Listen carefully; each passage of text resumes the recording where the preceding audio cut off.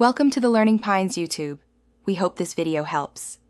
You begin by cleaning and isolating the damaged area so you can see the real scratch.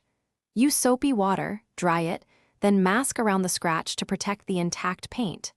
Next, lightly sand only the scratched zone with 1500-2000 grit to smooth edges and remove flaking. This creates a feathered transition for better adhesion. Work gently, check progress often, and make sure the surface is even and matte before moving to primer and touch-up paint. Once the surface is matte and clean, apply a thin primer layer to bare metal or plastic.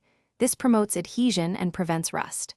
Allow the primer to become tacky, then apply the factory-matched touch-up paint in thin, controlled strokes using a fine brush or pen.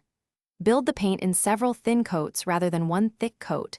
This prevents runs and helps match the surrounding finish. Make sure each layer levels out before adding the next so you achieve a flush, even fill.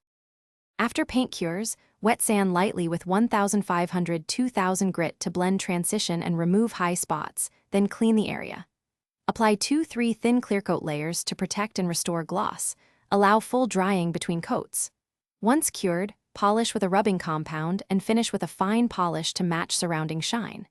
If you see color mismatch or peeling, stop and reevaluate.